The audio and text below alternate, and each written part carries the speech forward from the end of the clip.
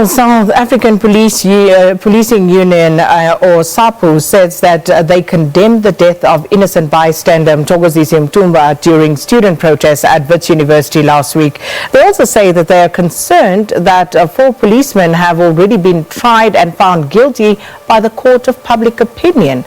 Politicians also weighing in on that, as well as the media, without the knowledge of exactly what caused police officers to use rubber bullets and shock grenades and how the victim got hit.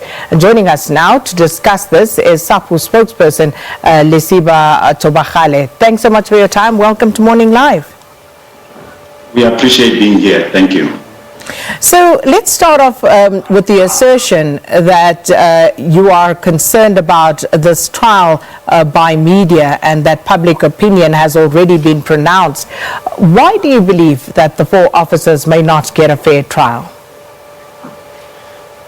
Thank you so much. You know, as it stands, the public out there, a perception has already been created to say these members are guilty.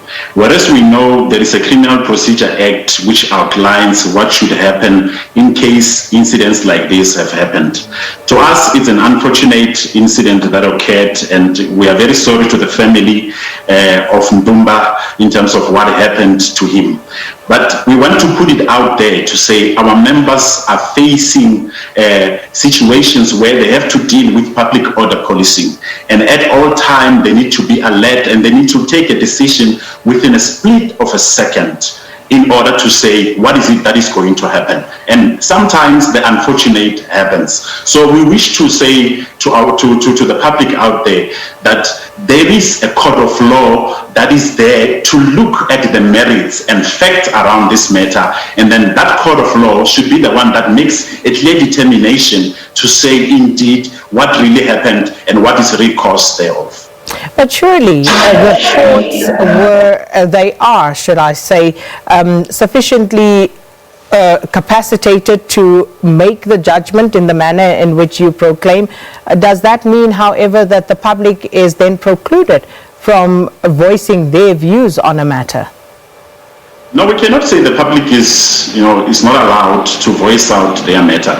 Look at what is presented through the media, as well as the role of IPED, the ones who are there to investigate the police. Look at IPED saying that they will oppose bail of these police officials. We are speaking about police officials who are not even a flight risk. We are speaking of police officials whose addresses are known. They are working for the state. And then they were performing their duties whilst, being on duty. They were not off duty when the incident occurred. So the public is allowed itself to voice out, the concerns and everything that they have.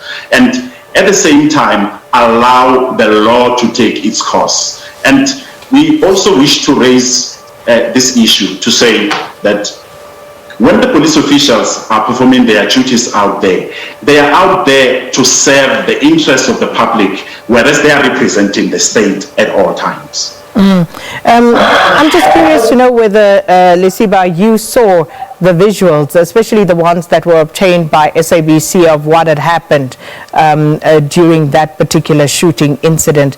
I'm curious to know your views on that, especially in light of what you've just said in terms of the public expecting the public to withhold their anger, their rage and their outrage at what was seen on that video. The videos were out there, several videos, are in the media space. But the truth is, there is no policeman who wakes up in the morning, he goes out there and he says, today I'm going to kill people or I'm going to be shooting people. That is the reality that our members are facing out there. But in most cases, or at any time, what is not expected might happen. Like we highlighted that, the unfortunate may happen and a police official is expected to make a decision within a split of a second. And in case of what happened, our members are working through these conditions. Let's look into what happened at Marikana. The Falam Commission itself has made some recommendations, which those recommendations are very serious, and they're going to assist in order to improve how public order policing is supposed to be done. And after those recommendations were made, there was also a recommendation that spoke to a panel of experts that should be out there to do the work. And that panel of experts have done their job. And as it stands, the management within the police, they have not released that report or taken any stand which relates to reviewing Standing Order 262, that standing order, it speaks to how public order policing should manage riots in terms of how they are operating. So our members are finding themselves out there, they are still working under the very same conditions where they do not have clear leadership of what is it that they need to do when they are faced with it. The issue of resources, it is also another important issue that is out there to say there are not enough resources that were there. And one question can be asked, where was the water cannons on that day? Where was the commander who would give the clear direction to say what should happen? Because in the police, it is a militarized environment. And what is working here, it is the command and control. So our members are facing themselves working without being given clear leadership. Yeah, and I'm glad you raised that, because a final question to you on that. The police minister is on record saying that someone just went crazy on the day. So the question has to be asked about where is the commander in this instance? Was an issue, was an instruction issued for the police to open fire on these students, albeit with rubber bullets, as you yourself point out? Where were the water cannons? And it is a serious indictment that you have now exposed, that none of the Farlam Commission recommendations as far as public order policing during riotous situations has been addressed. These are very serious allegations. So where to from here? What we are saying is that the management of the police, let them release the report that was compiled by a panel of experts, and then let the standing order 262, the police standing order 262, let it be reviewed.